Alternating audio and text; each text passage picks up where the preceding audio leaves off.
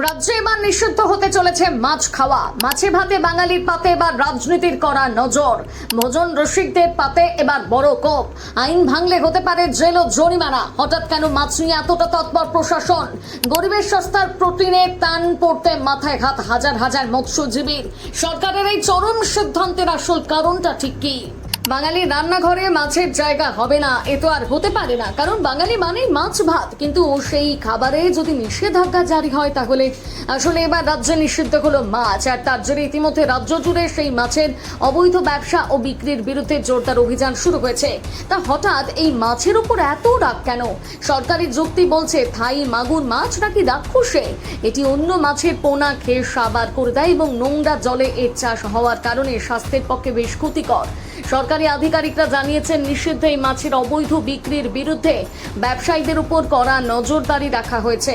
এই অবৈধ ব্যবসার সঙ্গে যুক্ত সংশ্লিষ্ট বিভিন্ন স্থানে বর্তমানে তল্লাশি অভিযান চালানো হচ্ছে।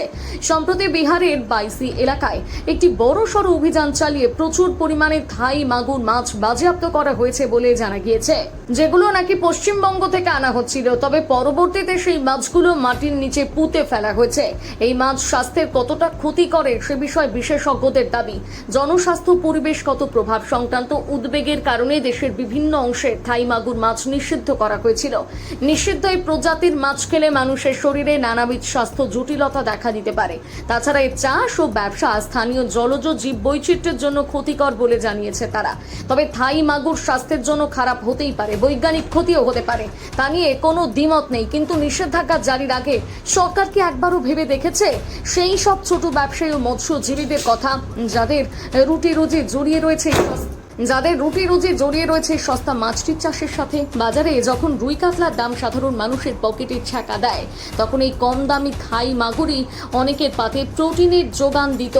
বিকল্প কোনো ব্যবস্থা না করে হঠাৎ করেই তুগলকি নিষেধাজ্ঞা কি শুধুই চমক তৈরির চেষ্টা নয়? গরিবের পেটে লাথি মেরে পরিবেশ বাঁচানোর এই অদ্ভুত ফর্মুলা বোধহয় এই সরকারই আবিষ্কার করতে পারে। এই সিদ্ধান্তে আপনাদের কি মনে হয়? সরকারের এই সিদ্ধান্ত কি সত্যি পরিবেশের স্বার্থে নাকি শুধুই সস্তার রাজনীতি? কমেন্ট করে অবশ্যই জানাবেন।